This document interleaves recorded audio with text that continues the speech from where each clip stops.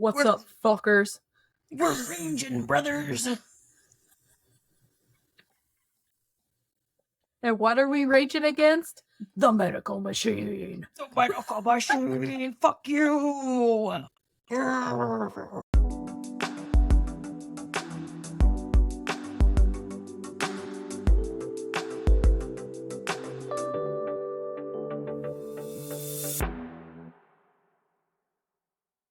Trigger warning, discussions of the medical field, discussions of body parts, discussions of conditions of the body.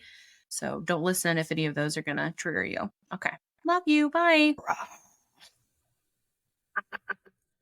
Jesus Christ.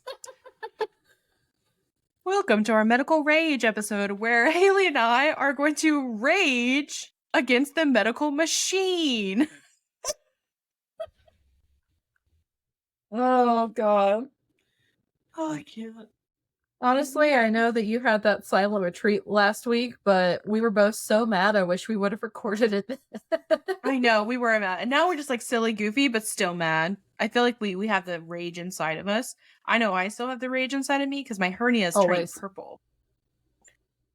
Huh? Yeah. Yeah. It's supposed to be normal.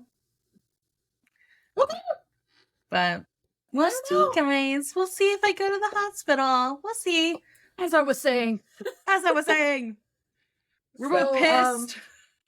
Now, real quick before you get back into that, did you happen to ask the doctor, like, what symptoms are, like, go to the ER right now? Fever. Okay. Pain. But I'm already in pain. Right. But they said constant, unbearable pain. Vomiting. Okay. Constant, unbearable pain. They gave me 5. What the fuck does that mean?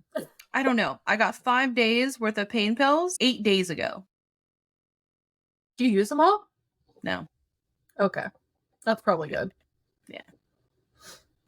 I don't think, like I said, pain pill constipation plus hernia sounds like a fucking mess. Yeah. I am drinking so much fiber, though. I think I'm going to explode. Damn.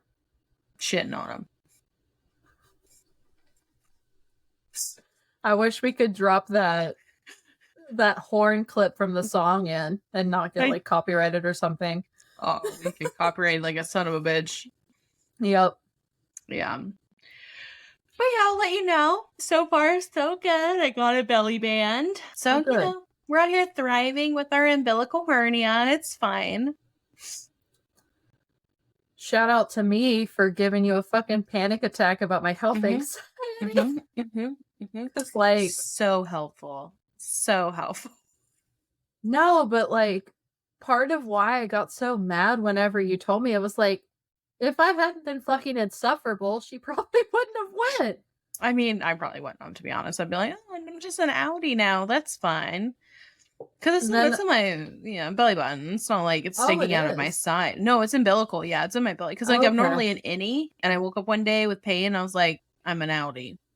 Oh, shit. Okay. Yeah. And then when I went, they were like, oh, yeah, you have an umbilical hernia. It's just some fatty tissue, though. I don't feel any intestine. And I was like, okay, well, like, it hurts. Like, can you help me? But we're going to get into that, guys. Yeah. We're going to get into our stuff. First, we're going to talk about how shitty the health industry is to fat-bodied individuals. Yep. Yeah. Especially if your parts don't dangle. Especially if your parts don't wiggle when you walk. Yeah.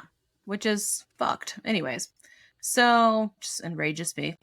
According to publichealth.uic.edu, don't know if this is a reliable source, but sounds like a reliable source. In the past decade, weight discrimination has increased by 66%. And this is one of the only forms of discrimination actively condoned by society. Increased? 66%. 66%. decades of research have shown that experiencing weight stigma increases one's risk for diabetes, heart disease, bullying, eating disorders, sedentariness, that's what we're going to say, and lifelong discomfort ends one's body, even early death. Yep. We Because talked about that a little in the fatphobia episode, and everyone was like, did you try losing weight, fatty? Right. Like, that's help. Like, that helps. Right. Yeah, it's almost like we don't want to go to the doctor to get the help we need because we were treated like shit, so we die. It's almost like bullying makes your health worse. No. But all those kids in our comments say that like it's gonna be helpful to call us fat and tell us that we need to get punched in the face. Did someone say that? I thought that's what the person said. No? I don't know if they said punched in the face. Anyway, doesn't matter. Anyway, semantics. Anyways. All right. It looks like, yeah, that's the same one. 66% has increased. And then one of my favorite ones that make you just want to cry is according to scientificamerican.com. Again, don't know if it's a reliable source. You guys can let us know. I'm sure you will. In one survey, 24% of physicians admitted they were uncomfortable having friends in larger bodies, and 18% said they felt disgusted when treating a patient with a high BMI. I still hate that I know that the second time around. Yeah. Ridiculous. What? Why get into a service-based profession if you're not okay with serving everybody? Right. Why? Because they think that fat people are gross. This is it. You broke me. Yeah. Last one, as Hayley recovers, it looks like an analysis of data on 22,476 Americans aged 30 to 64, published in 2020, found that being physically active was associated with a larger reduction in a person's 10-year heart disease risk than having a normal BMI. Both of these studies affirm the conclusion drawn in 2004 meta-analysis of 10 studies that when it comes to mortality risk, fitness matters more than fatness. So Shocker. moving your body. Shock. Yeah. The thing that gets me about this stuff is that this stuff hurts thin people too. Like the thin people who eat nothing but pizza and Cheetos and like don't ever see the sunlight. You know, like, but they aren't, I don't know. I don't want to like shame them for that because like that's obviously their choice, but at the same time, because they're thin, they don't get the talk about like nutrition and all of that stuff. And any underlying conditions would just fly under the radar. Yes. So they end up sick as well. Like it hurts everybody that they're like, oh, your BMI is normal. You're fine. Right. BMI is stupid anyway, but I mean, yeah. And racist. I mean, super racist. That was a lot of, I really liked, I don't know if it was a public health or the American Medical Association or scientificamerican.com. I can't remember which one. They had a really good like layout of like, listen, like even when fat people try to go work out, they're treated differently and they feel like they don't belong there because it's majority of thin-bodied people. And, you know, they're already shamed in the medical office, they're shamed in the gym, and they're like, it makes you want to be a recluse. It makes you want to stay inside, which increases your health risks because you aren't getting vitamin D, you're not socializing, you're not moving your body. So it's like, there are more factors than just you have a high BMI. You know what I mean? Right. There was even one that said, it was really good. It was talking about how that yes, the like people with a higher BMI are more likely to like have medical conditions, but they're not, the research doesn't focus on the cause of those medical conditions. And the cause isn't normally the weight, it's the isolation, it's the treatment, it's the anxiety, it's the depression. And we've talked about that exponentially on here, that you say it better than I do when it comes to that stuff, like causality, basically, of like I'm sure why that I do. you do, because you're like, no, like health isn't this, like, you know what I mean, like you're really good about Yeah. I think it's wild. I'm not entirely sure which quote you're trying to pull from my archives, but I do think it's wild that in any other like scientific study, correlation does not equal causation, but when it comes to weight, they're like, oh, well, this is gospel. right. Yeah. It's like, where's the science mind? Where is your thirst for the actual answer as to why this shit happens? Why is this such a cop out? Right, because it's lazy. It's lazy, and it has to do with bigger body people who they don't view as people. Like, we've seen that in our comments. Like, they don't view us as people, as humans, as like individuals. We're just, or eat a salad, or oh, how have you tried losing weight? It's like, oh my god, like, I can't. Thanks. It's some of that stuff, like, it's so offensive, but it also is so pedantic that it doesn't even really upset me anymore. Because it's like, have you tried a salad? Like, no, never. Right. What is this salad that you speak of? Like, what the fuck are you talking about? Even if we were recording this right now eating a salad, we would get comments. Yeah. Okay, like there is no winning when you're fat. We've already talked about this, guys. Like, there's no winning. There's no winning. And I feel like even as femmes, there's also no winning. We talk about that all the time. Like, we talked about that in our last one, like fat and femininity. Like, you could have the best BMI ever, and you would still be a loser in the eyes of society because you'd be held to such standards that are unreachable. Unreachable. Yep. Yeah, they would talk about like if their boobs sagged or if they got a tiny bit too thin, it would switch over to eat a cheeseburger type of mentality.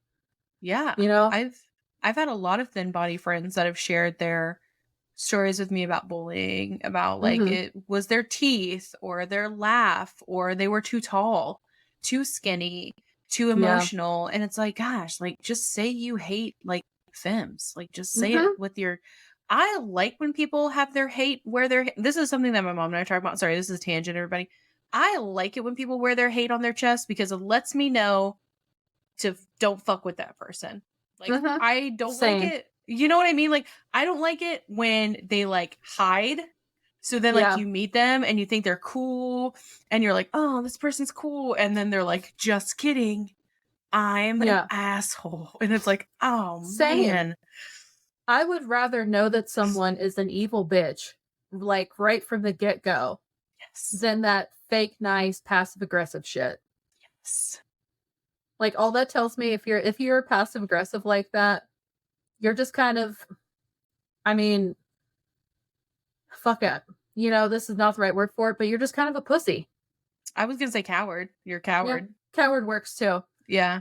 That's just, I guess I just got pussy on the brain, folks. Pussy on the brain. Hayley got pussy on the brain. My Lord, first they were eating ball sacks. We love a bisexual queen. We love a bisexual. Yeah, my Lord. But no, it's so cowardly. And that's like, damn, I had a follow-up to that. Oh, about like people that hide their hate behind their faith. Yeah.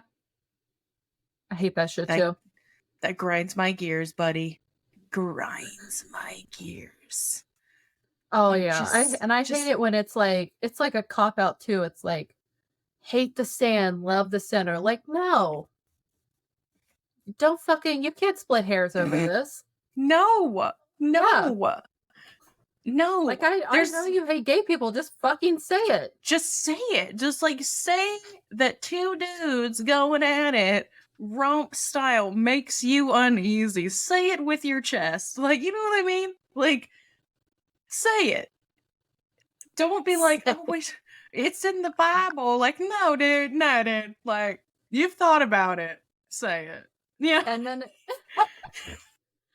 if you point out that that actually wasn't even in the Bible, it's, well, I don't know about that. Oh my god. I can't even go down this rabbit hole, to be honest, because like we should have a whole episode about religious rage, to be honest. Like the stories, my goodness. Yeah. Oh, same. You know. Oh, you know. I know. You got the good. Yum. Haley's got the goods. I do. But then once we press records, I will fucking forget everything. Hayley used to do outlines. Not anymore, but they used to do. Nope. Speaking of stories, do you want to share some of the stories that you got before we get into it? No. All right. Well, goodbye, guys. Fuck this. Episode over. No, I'll share some, but on the outline note, I stopped doing them so intently because I found that I relied on them too heavily. And I would just sit there and read. Yeah. And like, I just feel more at ease whenever I'm just bullshitting, I guess. Yeah. But so on my Instagram, I asked if anyone else had ever gotten the shaft from healthcare professionals and just asked to share their story. And I got 3 different ones, I think. Yeah, 3. So one says, my spine got worse after weight loss. Neurosurgeon insisted I reach a normal BMI. I am at a normal BMI, but am not better. I may be worse. I'm sure that was hard to read. Mm-hmm. Yeah. And I know that, like, that was kind of your mom's experience as well with her back. It was. Yeah. Like, I definitely feel for this person because it's like, in some ways I am better, but other things are worse. And the rapid weight loss, like, it's hard not having as much padding on that part of my back as I used to. Because, like, laying down on, like, a yoga mat or one of those, like, gynecologist tables, I feel it so much more. Oh, God. And it's, like, it's not the worst pain ever, but it, like, stirs it up for the rest of the day. Mm-hmm. And I know by comparison that my back is kind of like, I don't know. I'm about to like gaslight myself because I was about to be like, it's mild, but it's really not. Right. Like, if it's not, it's not, you know? Mm-hmm. Yeah. It's just, I think it's easier to just gaslight myself about it than it is to be like, yes, I'm in pain every day. Right. It's fine. I mean, I think it's different to have like a neutral and or more positive mindset about things, but things, they are what they are. Mm-hmm. You know, you can say like, I'm in pain every day, but I don't let that define my day. Yeah. Instead of being like, I'm actually not in pain every day. Everything's fine. You know what I mean? Like there's a difference. True. Yeah. Yeah. Absolutely. And I definitely think that aligns more with how I approach it now. But that's also because it's under control enough now that it doesn't require that I define my day by it. Right. Exactly. But there was, let's see, this one's like in 3 different little question cards. So my entire 20s pumped me with steroids while saying steroids long-term will hurt you. And they were right. 3-year, these are acronyms that I'm not entirely sure about, but it said a 3-year whole body detox over fucking eczema. So I'm assuming that it's like they had to, when they went off of steroids, their, like I've seen on TikTok, their skin reacted, like went way overboard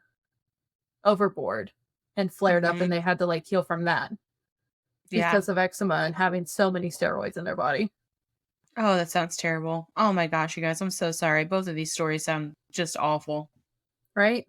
And the sad thing about that one, that's not even the first time I've heard that happen. over steroids and eczema. I've seen multiple people talk about it on TikTok and like document the process of like going off of steroids and how their skin, like it seems like their skin just like fucks itself up Right. in response, and that's so sad. Yeah. I had a coworker.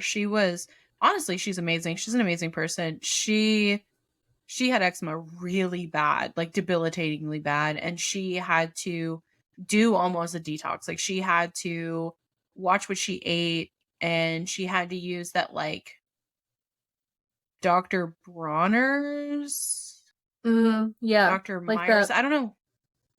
Yeah, very It's like the specific soap. big, yeah. Yeah, I've seen that very soap yeah. can really help. Yeah, that's what, and she would use like the hand sanitizer. Like she would use nothing on her skin but that shit. And that really helped her. But her Wow. whole life was like being very, she had to monitor because she was able to do it herself. Like she took control over it and was able to I didn't even know she had eczema. Like there was no signs of it at all when I met her, but she had spent years cultivating that and trying to heal her skin from the inside out. So it sounds like it was like triggered by external things and she had to go through and figure out what it was and remove all of that. It was, yeah. So scary. Yeah. What a process too. Yeah. Fuck. I can't imagine. This last one it's less sad. It's the most ridiculous one though. My PCP said my anxiety would go away if I lost weight. Lost 140 pounds. Still anxious as fuck. Oh. Right? I'm having to like recenter my rage. Like it's not funny, but I feel like at this point I have to laugh because it's like that is the stupidest thing I think I've ever heard in my life. It really is. Like I understand like people in larger bodies do have a higher rate of anxiety, but it's like talk to your patient. And that's kind of where my rage comes in, is how they don't talk to their patients. Like talk to your patient, ask them like, is it your larger body and how people are treating you that's triggering this anxiety, or is that you're anxious to get in the car? Yeah. That you're anxious at work. You know what I mean? Like there are different types of anxiety. You know what I mean? Like help. Even if I feel like even if it is directly connected to weight loss or like this directly connected to your weight, like that's because of every time we set foot outside, we're fucking perceived. Yeah. And like, especially once you get past a certain size, you're like, will this chair support me? Will I have a place to sit? Can I do this or that? Like, will I get thrown off of this roller coaster that I really want to ride? It's like being a fat person is honestly like living the Truman Show. Yeah. Except you know that you're being watched. How would that not make you anxious? Right.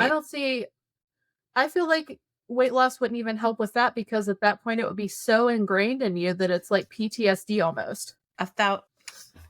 I can speak on this as somebody with diagnosed CPTSD. You guarantee it. Yep. But no, I can't believe that. I'm sorry you went through that. That is absolutely bullshit. Like anxiety needs to be treated not with weight loss. Like I can't even believe that's like a thing. Like yeah, that's a therapy thing. That's possibly a medication thing. That's a mental health matter. Not exercise could even potentially help it, but like not for the weight loss purpose, like for the brain chemical purpose. Like you fucking idiots. Idiots. I mean, I get it, man. I went to my PCP and they were like, have you tried intermittent fasting? And I was like, lately? Yes.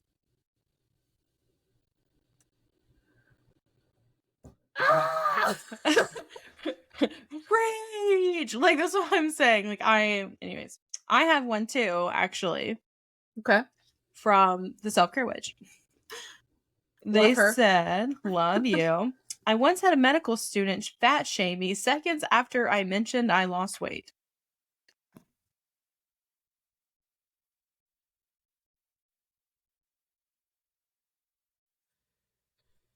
Like, we're so tired. Honestly, I think that's a lot of this. Like, we're fucking tired. And it's, I don't know. I am obviously deeply upset about all this stuff, but it's like, God, my rage has already consumed me so much that if I can't laugh, like, I don't know what the fuck I'll do. Right. I mean, how do you look at someone you're like, yeah, I've lost weight, and they're like, yeah, well, let me add some shame onto that for you, even though this is Right? exactly what we want you to freaking do. Yeah. Like, what? Oh, you I- lost weight? It's not good enough, Daddy. You're Like, what not. the fuck? I can't. I can't. I literally can't. And like, you have Hashimoto's. Have you tried intermittent fasting? Mm-hmm. Like, fuckers, this is kind of what fucked me up in the first place. Right. Yeah. That's why I was raging whenever I was like, recently? Oh, well, they're, even with my Hashimoto's, they're still like, so, like, are you gonna, get on Ozempic? You gonna take that Monjaro again? You gonna do this new one? Which, like, I probably will do the new one because, like, yeah. But it's like my thyroid's fucked. It's fucked, dude. I would Yeah. not be surprised if I have to get it removed, to be honest. I mean, yeah. Yeah. I mean, there's not a whole lot you can do about that, but I know. I feel like for how important a thyroid is, that is a delicate little organ. Mm-hmm. Mm-hmm. Just like in everybody. Yeah. Like you're stressy a little too long and it's like, well, I'm done. I'm closing Right. up shop. Right. But even taking like the medical weight loss shots, like even taking them because I'm pre-diabetic, there's still shame surrounding that, even in the medical field and online. Like, and like, I don't get it. Like, and it's a whole thing of like, you may have to take those for the rest of your life in order to not gain weight. And like, that's going to destroy your thyroid. It's going to destroy it. Like, there's no, it's a win situation. I feel like win, you know what I mean? yeah, that is kind of why, like, I personally wouldn't take them, just like, because if you have to stay on it for the rest of your life, it's not the solution that people need, especially not if it comes at the cost of your thyroid. But like, that's just my opinion about my own body. Like, people, you guys can do whatever you want with your own. Yeah. No, I have my shot in the fridge and I haven't taken it. And like when I went recently, and she was like, "Oh, are you not taking it?" And I was like, "No, I don't think I'm going to take it anymore." And she was like, "Why not?" And I was like, "Because when I got off Monjaro, I gained all of the weight back, plus in like a 4-month span." And I was doing exactly the same thing. Like, exactly the same thing. Like, it's my PCOS. Like, I have to manage my insulin resistance, and I'm going to have to do that my whole life. You know what I mean? Like, I have to find a different solution. I think stuff like that just makes it so clear how little that we know and how little we can do about like long-term weight loss and weight loss management without surgical intervention. Yeah. Because that type of story, like you go off some medication, that happened to me with phentermine. That's like, I mean, granted, that's like fucking speed, but still, I don't know. It just feels like there's so much in the brain that people like we don't know about as far as weight loss goes, and how other people conveniently forget, because it's like, if losing weight was so easy, there wouldn't be like $1 billion+ industry dedicated to diet products, and people wouldn't yo-yo diet all the time. You'd lose the weight and you'd be done if it was that easy. Yeah. It just gets me. Preach, baby. Burns my biscuit. You are preaching today. Oh, praise thee, Hayley. Praise thee. Thank you. Thank you very much. Oh, I'm into it. All right. Since we're raging, talk about your back. What happened?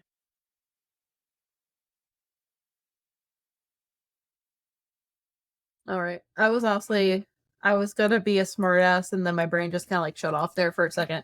Okay. Anyway, so yeah, I feel like I might have mentioned this on a previous episode, but I'll go into it again. So we all know the reason why I got weight loss in the first place is because my back decided that it was going to head out, got the weight loss surgery, had an MRI done like 2 weeks before weight loss surgery, went in the day before my weight loss surgery to hear the results. They told me that I had a bulging disc, but given that my surgery was like literally the next day, that they thought it would resolve itself with weight loss. And that if I was still in a lot of pain afterwards, like after I was medically cleared, to give them a call back and they would, treat me. And I was like, okay, like that checks out. That's reasonable. So obviously went through with the weight loss surgery, recovered, and for like, I'd say like the first 6 months or so, my back was great. Like I wasn't really in pain at all, which was sick. But then it started creeping back up more. And I had tried to just like manage it myself with activity and like what I could use for pain relief. And I eventually just got to the point where I was like kind of annoyed with it, kind of done with it, and was like, I never tried their treatment options. Like, I don't know what exactly they plan to do, but maybe it would help. So I called the pain clinic back and they got me back in almost a month ago. Yeah, well, 3 weeks ago. Went over my old MRI from May 2022. So I found out 3 weeks ago that I had a herniated disc in my back when they did that MRI in May 2022. Did not tell me. And it was right below the bulging disc that they told me about. So it's not like they didn't know. Right. They just didn't tell me. And when I tell you that I was fucking dumbfounded, because it's when you have health anxiety, at least for me, there's certain shit that just absolutely sends me. And a herniated disc is one of them. I don't know what it is that's so scary about it other than the obvious, but I would not have forgotten that I had a herniated disc. Right. So, like, to not even tell your patient that when you know that they're, like, they might not come back for treatment if the pain resolves itself. How negligent. Like, that feels like illegal to me. 1,000%. And then once I found that out, it was like, well, no wonder my pain's not going away. Right. No, like, of course it's not. And the physician's assistant that was going over all of this with me at the time of this most recent appointment was confused why they didn't tell me and was like, yes, weight loss surgery can help with bulging discs because of like potentially taking the pressure off of it. But weight loss surgery isn't going to unherniate a disc. Right. And I was like, yeah. Right. Duh. Like, of course, it makes total sense to me. But it is exhausting having to do it's exhausting having to do the work for your doctors. Yes. And I feel like a lot of people, especially people who are fat or people who are chronically ill, I feel like we have to spend so much time like guiding doctors to the answer that we already know. And I know that internal medicine stuff like can be really fucking complicated, but it just feels like a lot of people, like a lot of doctors, if the answer isn't easy, they don't want to find it. Right. Like they're not like House. I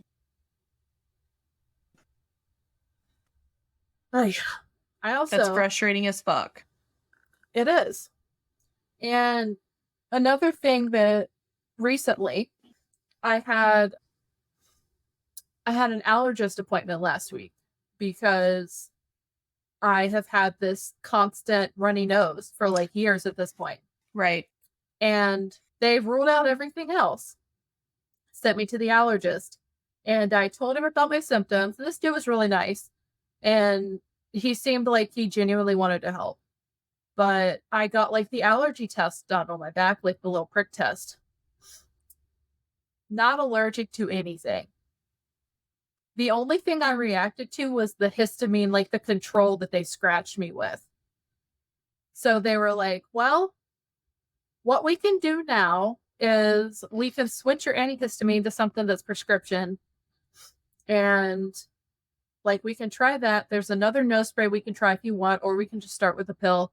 But what I think this is like, just because your allergy test is negative doesn't mean that there's not something that's irritating your sinuses. But I also think this could be reflux, given that it got worse after your surgery. And I was like, damn it. Like, I obviously had read that online, Right. but not really what I wanted to hear. Mm-hmm. But it is what it is. Like, so far it's gotten better. Like, I've been sipping on some lemonade, so that's like my nose is running more right now, I think. But it's also frustrating to go to the doctor and have them just like not know. Like, what I would give to go to a doctor and just be like, oh, this is what it is. You take this, you'll be fine. Right. God, yeah. I think that's what we all want. Yeah, instead of this like wild goose chase. Right. And it not being lose weight. Yeah. That'd be amazing. Seriously. Yeah. It's fucking wild. Do you take an antacid? Mm-hmm. Yeah, I'm on Oh, okay. Protonics. I have been since I had surgery. Oh, So they added damn. Pepsid at night. And it does help some. I think I might have forgotten to take it last night. So that's another thing, is just if I have to take it in the evening, I forget half the time. Yeah. So I have a handful of vitamins that I take in the morning and a handful I take at night. And I'm like trying to like stick to the routine. Mm-hmm. I need to start doing that. God, I hate vitamins. I literally cannot stand them. Morning stuff, like morning pills, I have no problem taking. Like, I have my little pill organizer, and I walk Same. out the bedroom right to the counter and take my pills. Yeah. Every day. Yeah. I think I'm more afraid of like getting the brain zaps or something if I skip like one of my medicines, like a brain medicine. Even though I've heard they're rare, I don't want to try it. So I'm like, gotta take my pills. Yeah. No, it's just like the smell of them, I think, that gets me. Like, it's an ick. Mm-hmm. It's an ick. Yeah, some vitamins and supplements are just stinky. They're I can't. Because that's like when I posted that thing about water on my Instagram, people gave me really good tips. One of them might be yours. I get up now and I drink 32 ounces of water like immediately with my pills. Like immediately. I mean, I immediately chug it. That wasn't my idea. Oh, so someone was like, Cameron Diaz drinks all the water she needs, like first thing when she wakes up. And I was like, you know what? That's a great idea. So the first day I did 64 and it was too much. I felt sick. So now I do. And like, this obviously isn't health advice. Nobody take fucking health advice from us. We're podcasters. That would be ridiculous. Anyways, so I like get up. I drink, like, I just think that would be so, I had to put a disclaimer on there. Like, if you listen to our medical advice, you're stupid that we're not giving, because we're not giving medical advice. So I like get up, I chug my 32 ounces of water with my freaking fiber in it and all my freaking powders. I have a gazillion powders. And then I take those disgusting vitamins and then I fill it back up. And then like I drink that.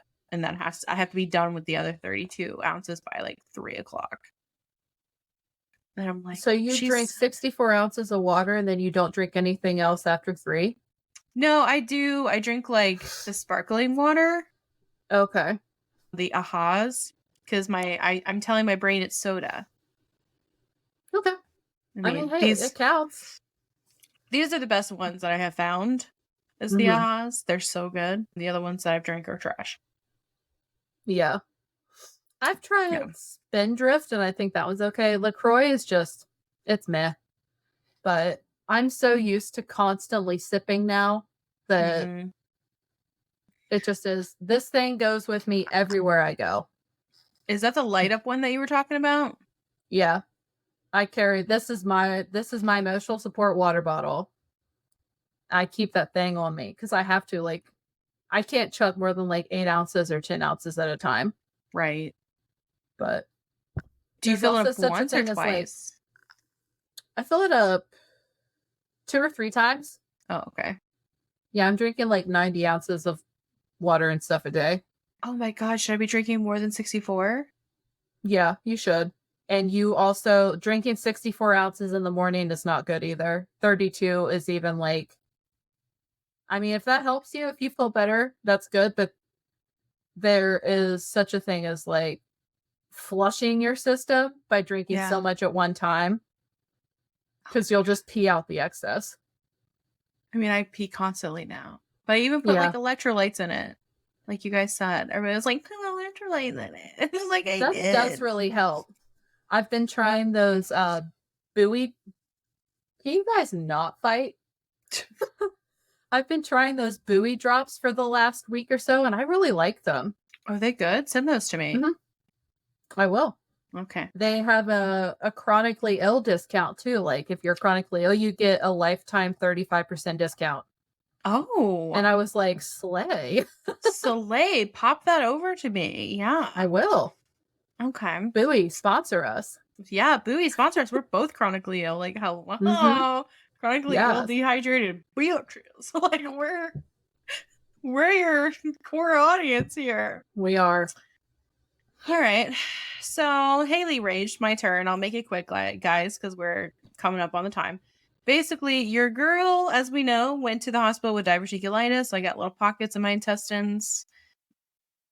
And because I'm fat, when I went to the hospital, they were like, oh, yeah, you got diverticulitis. And that's it. They didn't tell me anything else. And then after they gave me pain pills and antibiotics, I was still in a lot of pain. And I was like, that's so weird. Why am I still hurting? And it's in the middle of my stomach now. And then I realized that my belly button was looking a little funny, looking a little different than it usually does. So I told my husband, I was like, I think I have a hernia. And he was like, weird.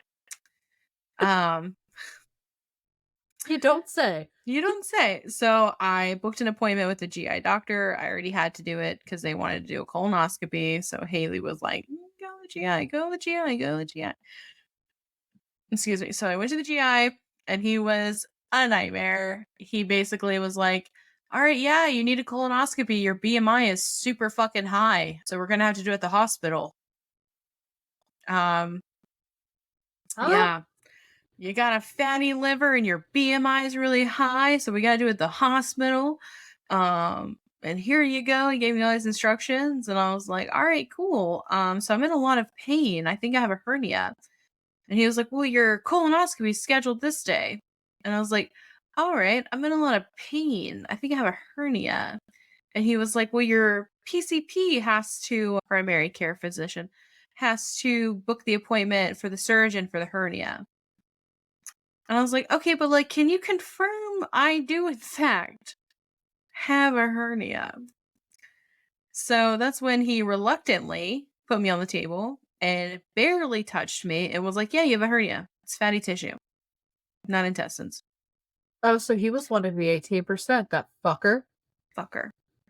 And he was like, but your PCP has to schedule the surgery. I can't do it. I'm like, okay. So I leave fuck. crying because I'm super upset. This was super traumatizing because of just how he treated me. Oh, I forgot the best part. He even said, hey, if you take some fiber, you'll lose weight. I am going to have a stroke.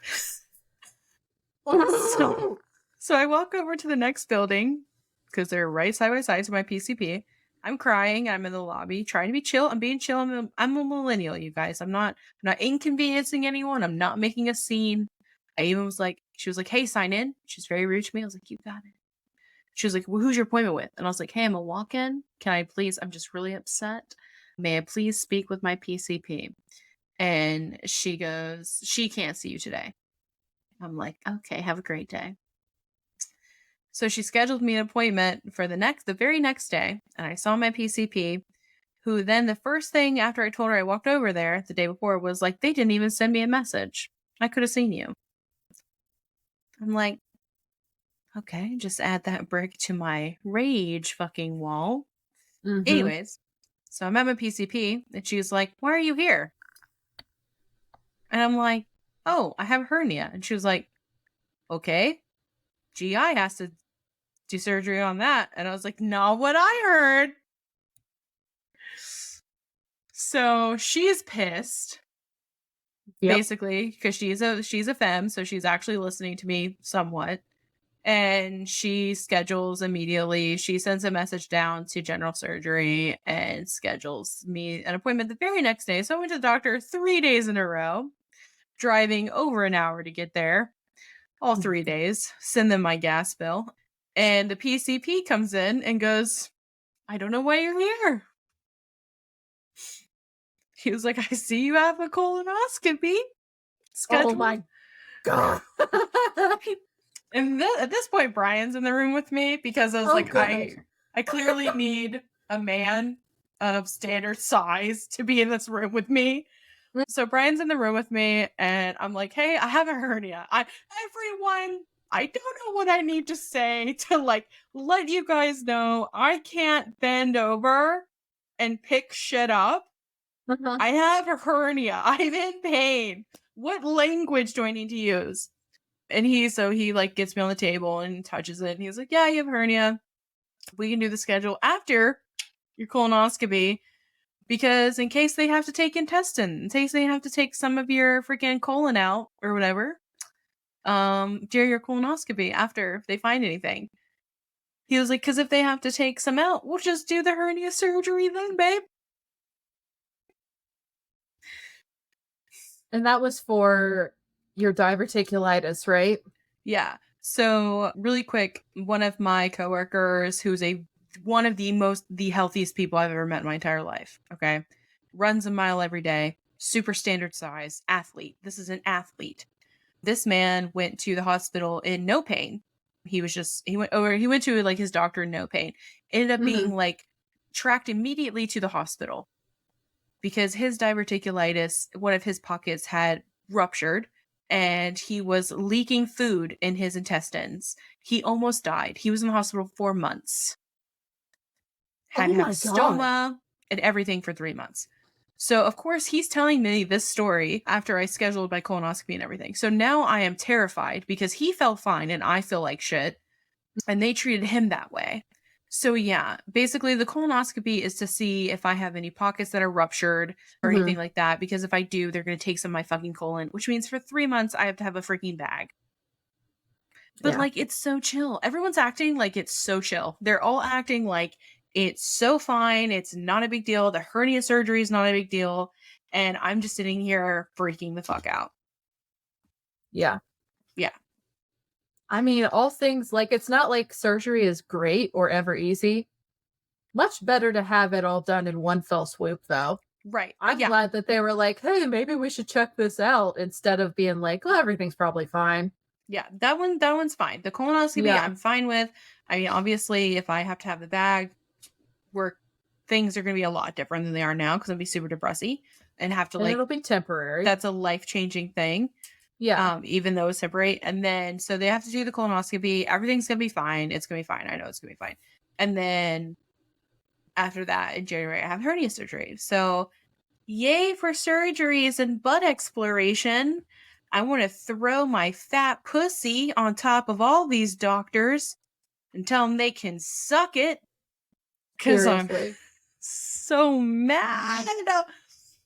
What gets the thing that really, like, about your current medical issues that really just burnt my biscuits to a fucking crisp is when, like, you found out from one of these doctors, like, about the diet for diverticulitis and all the stuff that you needed to do, when the doctor that diagnosed you years ago didn't say anything. Oh, well, even this doctor, this GI that I saw recently, he said that there's no scientific evidence that diet plays any role in diverticulitis.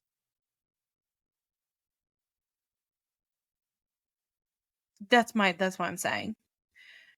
I mean, are you kidding me? It's probably not universal, But teeny tiny foods that get caught in the pockets, yeah, that's going to fucking flare you up. Apparently not.